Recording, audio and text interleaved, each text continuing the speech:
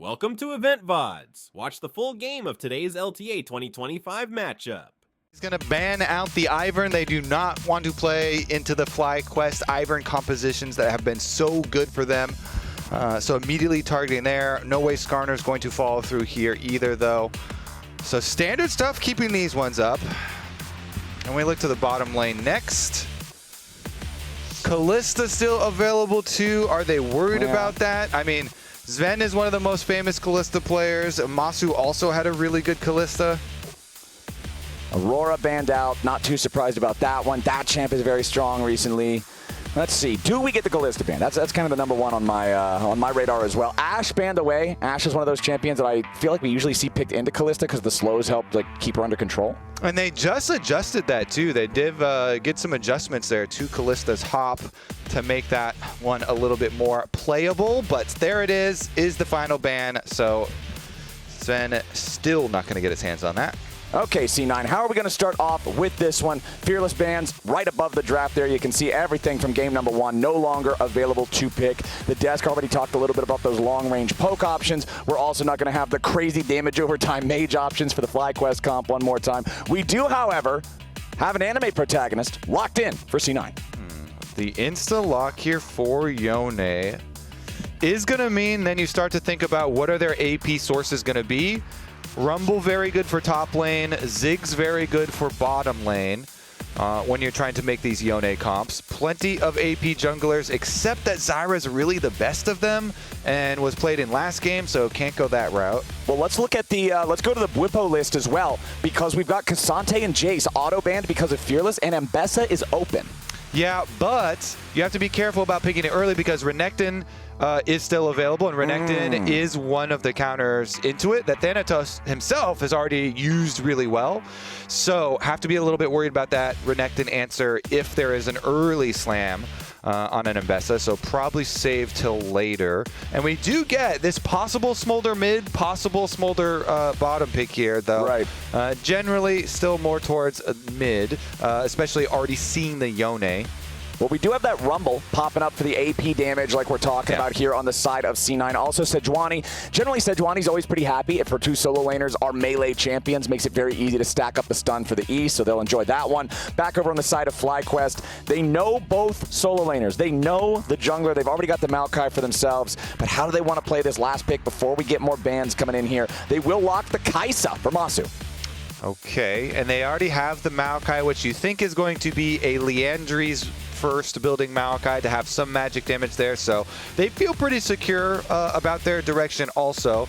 Let's see if they just ban out a bunch more AD carries here to really push Sven's champion pool down into the dirt. Yeah. Because there already is a decent amount taken off, you know, no Ezreal for him, so they're thinking misfortune. A lot of times when you do draft Kai'Sa early on, like you're already thinking maybe it's a lane swap. Kai'Sa lanes are not very strong, but if they can protection ban a whole bunch here, maybe they'll be fine with that as well. Maokai, of course, could still go support too, or could still go top lane. Kai'Sa does like those. Whenever I think Kai'Sa, I think Nautilus as her best buddy in the bottom lane, right? Yeah. But Mbessa is going to get banned away now by the side of C9. They're saying, hey, we locked our top laner. It is not Renekton. It's not one of those champions that does really well into Mbessa, so let's go ahead and make sure we're not dealing with her. Yep, taken off the Bwipo list. Bwipo has so many, you know, round 5 picks, though. So whenever FlyQuest is on red side, I'm like, that thing has got to be a Bwipo R5 pick. And unless it's a situation like this where Rumble is shown early, and then he can get his counter in early, and you can still hide whether you are flexing the Maokai to jungle or to support. Yeah. Looks like, though, they take the Nautilus off the table themselves because Cloud9 are showing so much threat for backline already with dive of Rumble Ultimate over the top of Yone and Sejuani. Moving forward, they don't want a Nautilus Ultimate you know, on their Smolder to hold them in place, because that Smolder would just have a very tough time avoiding all of that engage, and so they take it out themselves. Interesting. Galio hover here too. That's a really good matchup into Rumble. Yeah. Okay, that's a top lane Galio because into Rumble at Worlds is one of the most prolific counters.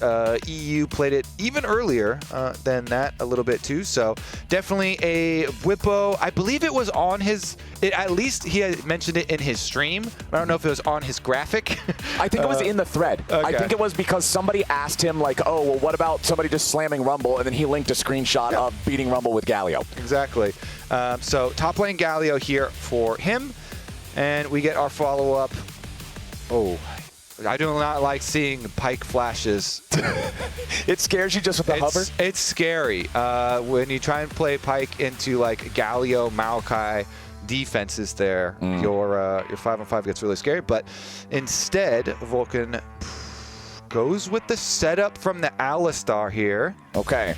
So we've got 4 melee champions and Jhin that's going to open up the artillery and provide long-range covering fire.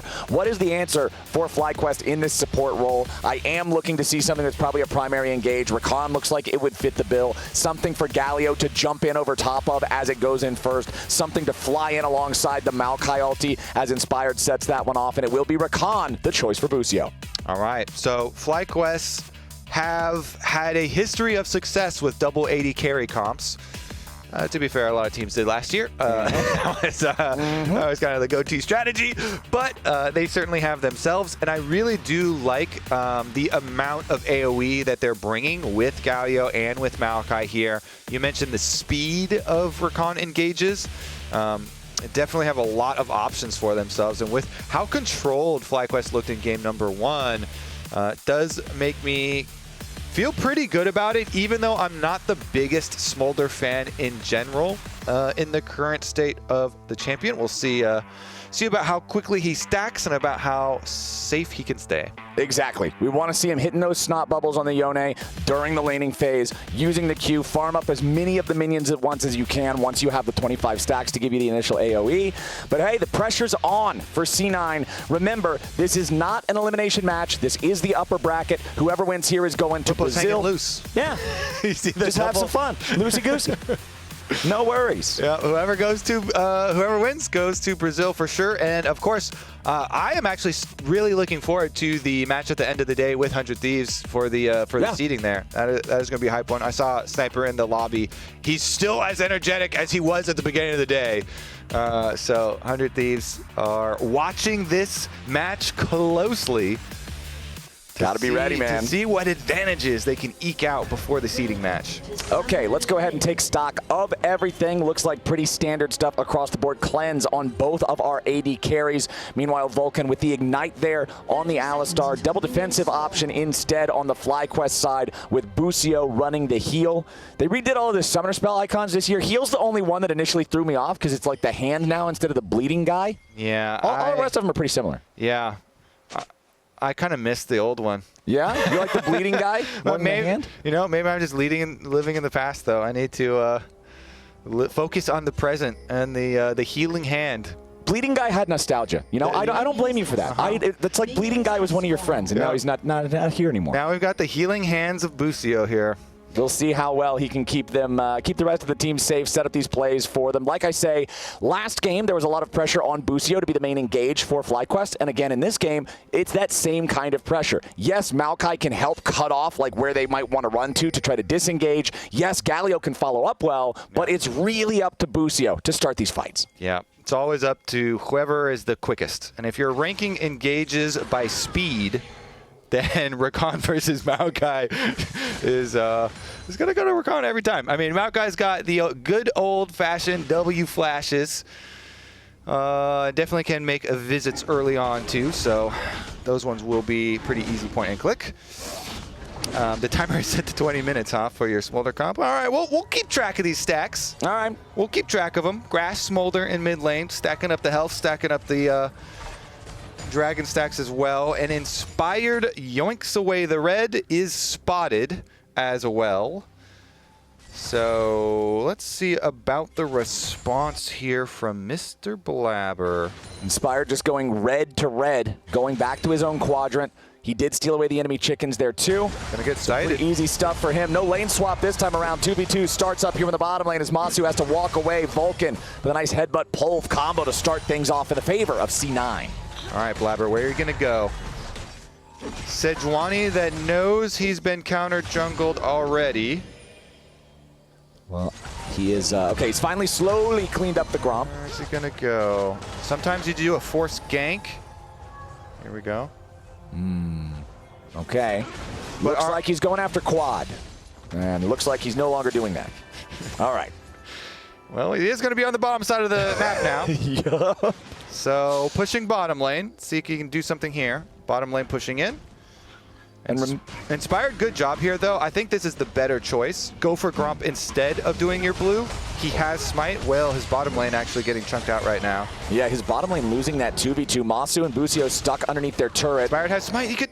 Inspired wants to try to contest this. He got it. He gets both camps. Inspired just made Blabber look goofy. Oh, Flowers. I know it's not a kill or anything, but to a jungler, that is It might as well be. That is my... Oh, my God, my heart. Oh, my heart and my brain. Oh, my head. It's all hurting. It's all hurting. Inspired has just destroyed Blabber. That was tragic. The jungle 1v1 is going crazy, Flowers. The jungle 1v1 in this series is going crazy. Honestly, production, flash that graphic at the beginning again too that we had the battle for North American jungle GOAT between Blabber and Inspired. Inspired has been, since Inspired came over to North America, he was like, yeah, I'm gonna be the best Western jungler. And Blabber had been having this like reign of dominance where Blabber had constantly been first team All-Pro and heralded as the NA GOAT, but being able to get the Smite on the blue and turns around, smashes the Grump. Look at that little smirk. Oh, he knows. Yeah. He knows. Starting out with the counter jungling. Oh, man. I feel like if you're Blabber in that situation, it's just the instinctual enter/FF, and it says it's too early to surrender in the game. Do not tilt, okay? I'm a tilter. Focus up. Yeah. Well, thankfully we are not on stage. Yeah. We're just talking about it. Clearly, we are tilters. I do not want to endure that myself. Blabber's in some danger, man. This Sejuani not off to a great start here. We'll see if he's able to recover it, find some good gank angles. We do have the Void Grub spawning here in under 60 seconds now as the first Drake is alive, but it's a Mountain Drake, and those take a long time to kill. So usually you see a lower prio on them. So, it's pretty much caught up. But it's the principle of the thing. I know. It's a good thing we're not up there. We're tilters, clearly. Yeah, that would have been game over. Void Grubs, though, will be something fun to keep track of on the radar here because Inspired goes back. He grabs his giant belt and his cloth armor to fight this. And he never had to use his potion, so honestly, still bringing a potion to the first Grub fight as a jungler is huge. We'll see about this. Controller goes down on his own side of the map. This little banana brush here is one of the most critical things, and one of the big benefit, of course, of Maokai. Get to load this sucker with saplings when you're looking at fighting this fight. Support roam goes to the side of FlyQuest first tier 2. Busio heads over. So let's see if Loki can land the Q3 on the quad. Not going to find it. Busio's ready to help him out, just waiting for him to snap back. Wants to go in for the grand entrance. Loki forced to flash defensively, and this is right after he has already used his teleport to come back to lane. So Loki's not in great shape. Busio made the early move. Now Inspired gets attacked. Yep, but instead they're going to turn it right back around here with a grand entrance as Busio is ready to keep things going here with Bwipo's entry into the fight. Now he's got to make an exit off to the side. First blood goes back over to Loki. C9 feeling great. They've already killed off 2. Looking to find a 3rd. Loki is just fine fighting Bwipo. He's keeping Blabber alive. C9 just hit a massive payday. 4-4-0.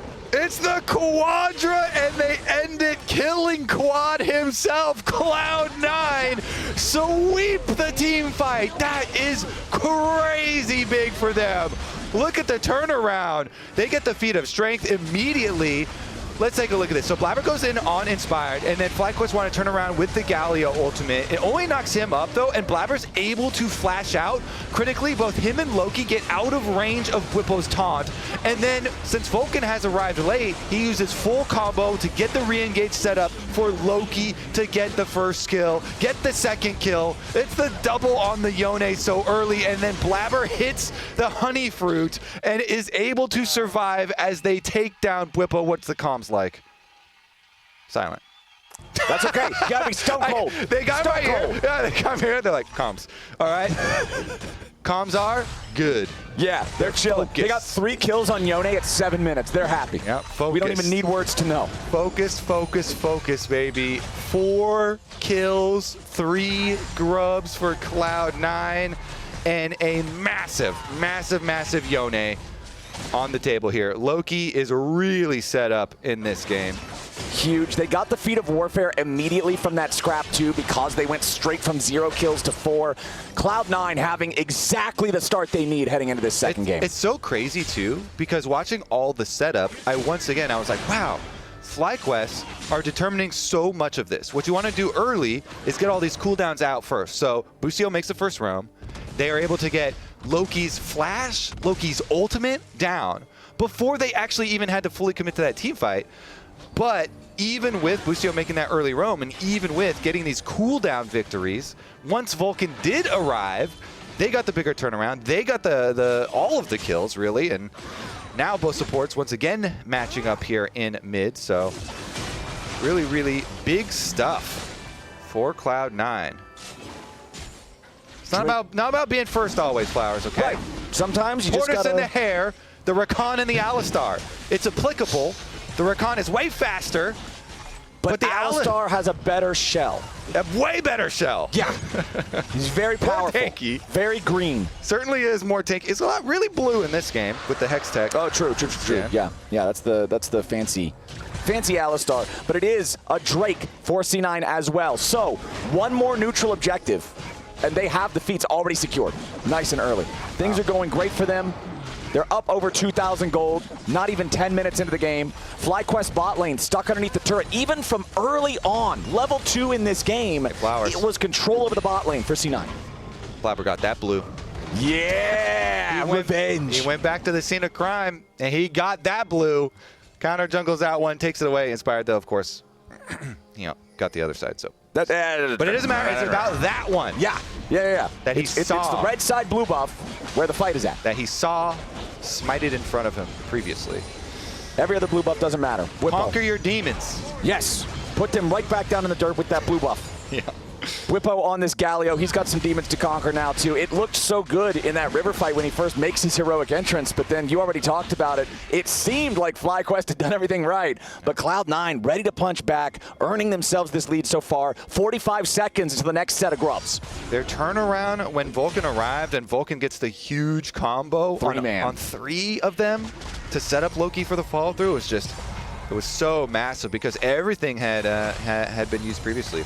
I mean, honestly, even though we are still talking about this first play of the game, that first play of the game was that big and is going to have some important ramifications for this next set of grubs. Because now Cloud9 are going to come out and their Yone is already fed, and they actually have moved him to the bottom side. His teleport is ready, of course.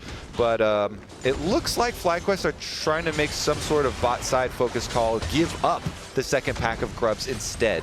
Well, that means they got to get something for it. 6 grubs over to C9. Feats guaranteed for C9. FlyQuest needs something here, but Loki's recognizing, he's saying, okay, if they're all going to be down here, I'm going to be somewhere else. He goes up to the top half of the map with everybody else on C9 as Blabber will clean up the grubs by himself. Thanatos and Loki will work together to take as many of these turret plates as humanly possible. Let's see. What do you got? The race as well. Okay. Because the grubs are really going to help in taking on the top side. And with Loki teleporting up there, 2 members DPSing that top side, plus the Void Grubs, and they're going to get 6 while they're killing the tower. And you already said, it's the tortoise in the hair. It's that again. Quad got the head start. He was out the gate first, but it's better discipline. It's better management overall from C9 as they have that turret so close to dead. They also don't overstay and bait themselves at this turret. They know they can return and collect that gold whenever they want. They already have the feats through objectives, plus their kills. So no need to overstay and finish that tower. They get out. They don't give anything up. Even with FlyQuest making their kind of recall first. So Cloud9 looking crispy here, Flowers. Cloud9 showing exactly what their fans needed to see after that first game. Game number 1, FlyQuest is in control the entire time. It feels like C9 is always struggling to get their footing. Game number 2, they start out immediately, a beautiful team fight to set the stage, and now FlyQuest are the ones scrambling to try to find something meaningful in trade, as C9 have secured the feeds, secured all 6 grubs, secured the first Drake, and now the fight breaking out. Thanatos looking to take the tier 1 turret here in the bottom lane, while Vulcan's the target at the very top side. FlyQuest going in for the 4-man play. Jhin ulti opens up. C9 staying alive for now, but the first shutdown goes over to Inspired. Vulcan about to drop next to. Inspired's underneath the turret, but the Twisted Advance might be able to get him away. No, he finally dies, but Masu takes Vulcan out. It's a 3-for-1 favoring FlyQuest. And I'm still kind of wondering why Vulcan started that fight so early for Cloud9. Because we already went over, you don't need to win the rush for first tower anymore, because the feats have already been claimed, and they removed the first tower bonus. Yeah. So let's take a look, because his Jhin is coming over, and Jhin does have long range. You know, Jhin can open up his ulti, but he starts out pretty early here, so his Aftershock is going to be down. His stun was used on Busio. They get counter-engaged on really nicely by FlyQuest. You know, Maokai ultimate into Galio taunt into Galio ultimate, and then he does have kind of a cool little insect onto Inspired there, but that's only a single kill, you know, given back, and FlyQuest are like, thank you very much. Yeah. As Cloud9 were the ones who picked that fight, but FlyQuest are the ones to finish it. And you also saw off to the side, even though Sven got to start the fight with Curtain Call, Masu immediately, as soon as he sees that open up, even if you don't have vision of Jhin, you can use the lines to determine where he's at. Masu puts the threat on him. Now C9 tries to defend their tier 1 turret down here in the bottom lane, recognizing they can't do it. They have to retreat, as FlyQuest has twice the men, and there's no way for Loki and Blabber to defend it. Nice response there. Still pushing on top side here, so let's see about how much damage this Rumble can do, because again, Cloud9 getting those 6 scrubs is always going to allow for a little extra leverage in these trades on the recalls. FlyQuest, though, they rotate over to Dragon after taking that bottom tower. 4 members from Cloud9, though. Blabber should be able to push them out, and does so. All right, FlyQuest closing that gap. 1,000 gold feels a lot better than 2,500 to be behind, but Cloud9 still controlling the neutral objective game. They brought the whole party down here for this second Drake. They already claimed the first one. This second one's not going to be any more of a challenge, and it is a Hex Soul this time around too. If you're Cloud9, you are loving seeing that symbol on the wall. You certainly are. And let's see about the reset afterwards too, because with the 6 scrubs, look how much damage actually Rumble got done to that secondary tower up there. That thing is very low as the fight for mid lane push here rages on. Looks like it's not going to have any further casualties. Just get some shallow wards there for themselves, but that might they might actually be able to claim that side gold pretty early on. One thing to also update, it looks like Smolder is now 131 stacks, so he's across the second threshold, 15.5 minutes into the game. Not particularly fast, not terribly slow. I feel like it's just a little bit slower than you would normally want it to be, so still should get towards that big burn breakpoint, early 20s like he wants to be. I've got an idea what that speed bump is. What's that? I think it was the fight. The Probably that. I think it was that. Probably that. I mean, you can still get some stacks now. You can hit 4 people with a snot bubble. Yeah, in the fight. Yeah. And then being able to control the map afterwards is another issue. Let's take a look. Galio ult is ready to follow up if Busio sees an angle. They go Maokai ult first. Just enough to force C9 back. FlyQuest's goal there seemed to be more of just preserve the turret, buy a little bit of time versus a full-on engage. C9 just retreats, easily walks away, takes a little bit of damage and nothing more. You can see Quad and Loki both set up in the side lane, down there in the bottom side. Blade of the Ruined King completed for the Yone, makes him very, very deadly. Smolder's got to play very safe, very respectfully, but not if he has help. Loki now needs to try to escape as the Snot Bubble finds him at maximum range, and Inspired is on the hunt. Wants to chase after him, lock him up here a little bit more, chases him through the Q3, and one last hit from Quad sneezes him straight to death. Okay, got some money, got some stacks down there. It is going to be sacrificing the top side of the map. Again, they're constantly making the cross-map plays. Remember when they sacrificed the second grub pack? They're like, you know what? After the first fight, we're totally not going to be able to fight this. Let's go for a bottom side play instead. They did the same thing here. They're like, you know what? They're going to go for Rift Herald. We make the bottom side play. We make our pick attempt on Loki. That is very valuable, getting Loki's flash and ulti down and actually getting the kill on him. Like that member, Loki was the one who got 3 of those first 4 early kills, so quite big there. Quad will be very happy about that one, though, as you said, still has a ways to go.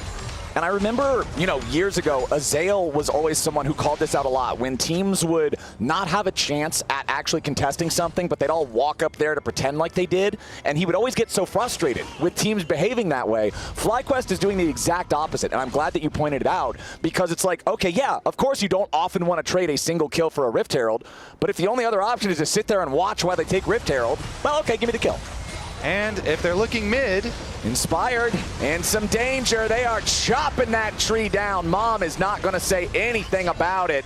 Nicely done from C9 to find the pick. Yeah, Cloud9 right over the wall. Once again, they targeted Inspired. He's the first one down. They used their teleport for Loki, so they don't have their side lane push still going. Ooh, nice. They jump in there after Bwipo, who immediately has to try to flash away, but it ain't even gonna matter. Bwipo is down. Busio burns alongside him.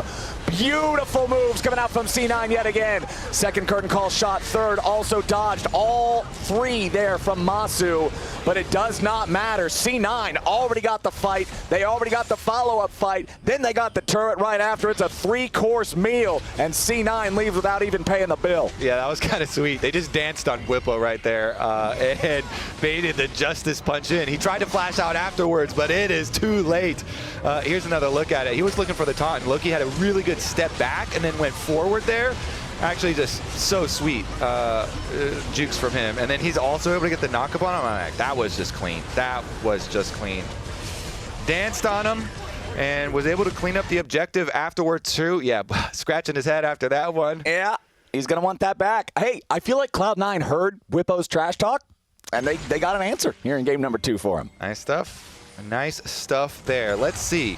Very healthy gold lead with the 6 scrubs pushing power as well. Dragon number 3 on the way, and they're not going to waste any time. Immediate Rift Herald, even though there is a counter push. FlyQuest once again trying to do the weak side trade, which is the most basic of all League of Legends strategies that you're just talking about.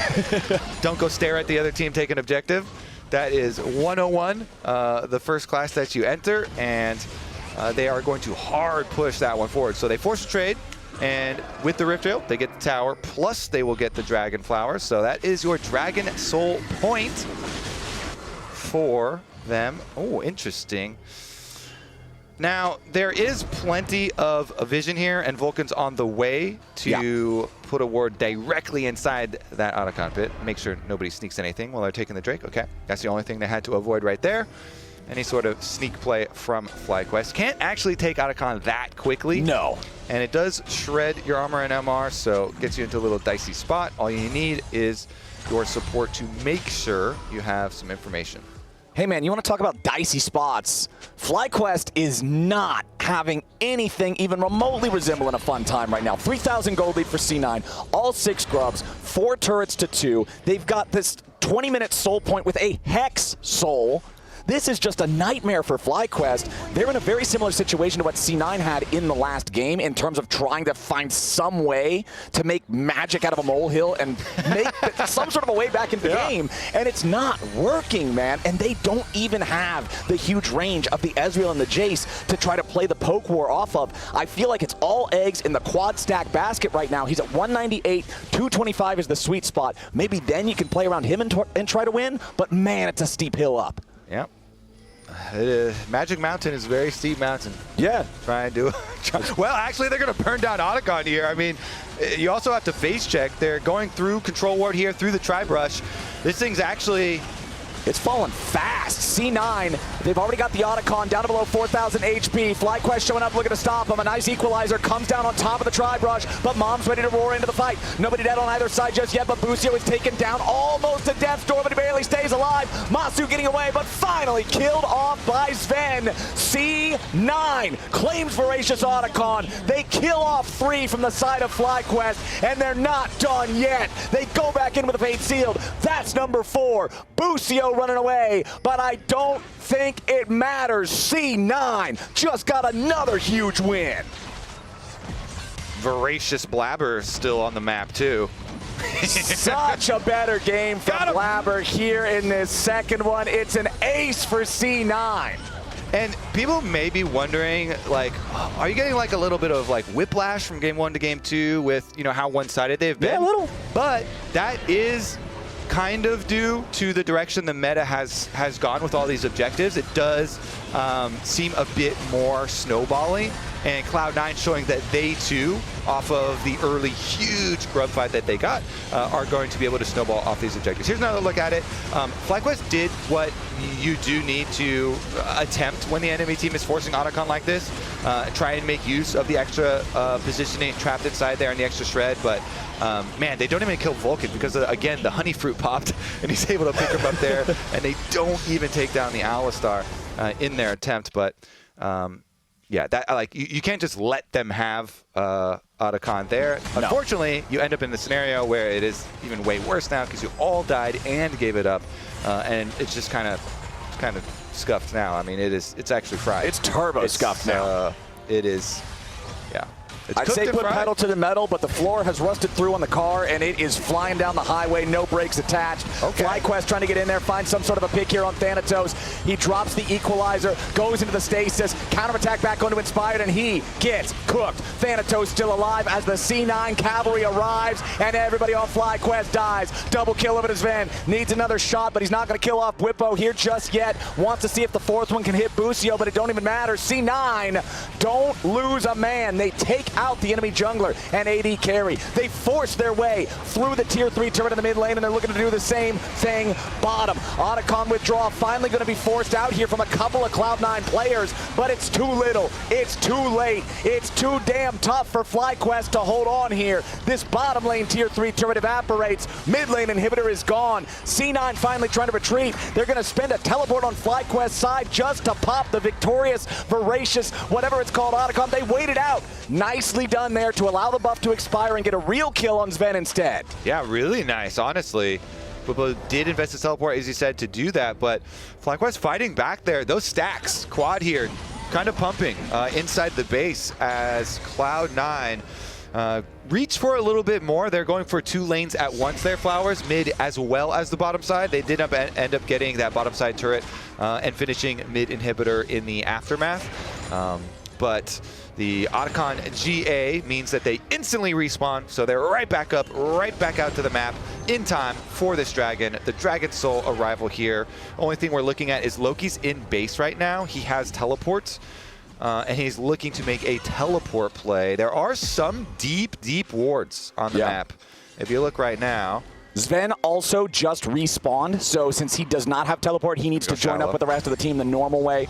Loki not going to go for a super creative teleport, instead just taking the safer option, the guaranteed thing. Blabber misses the Sejuani LT there in the mid lane. Wanted to see if he could catch Bucio, but no such thing going to happen. Thanatos with a little bit of poke over the wall. Objective bounty claimed. That's huge. FlyQuest stops the Hex Soul. That is huge. The defense there turns into objective bounty for FlyQuest. Now rotating over to Baron, though. Cloud9, they're the ones that are going to have the vision control. They're the ones that are going to have priority, and FlyQuest will have to walk into danger. I don't know if they can, Masu and Bucio, or Masu and Bwipo are pretty far. Both of them have ultis and hex gates to try and use. I don't know, man. That equalizer's been summoned up. FlyQuest's approach is so dangerous. Inspired's already at half HP, and Loki's gone in to find the first kill onto Bucio with Sven taking the credit. Inspired has to disengage. Shut down back into Loki, though, as Masu is still firing. Double kill over to the AD carry on FlyQuest, but there's no help left. Finally, Bwipo hits him with a taunt, trying to provide a little bit more opportunity for the damage, but Bwipo's down 2. Triple for Sven. He wants to get the magic number. He's playing Jhin. It's gotta be 4. He needs to hit him one more time. Blabber still chasing after him. Masu going for the recall, but it ain't gonna work. Blabber still in hot pursuit. Sven marching straight to the enemy nexus alongside Thanatos. Quad and Bucio both back alive.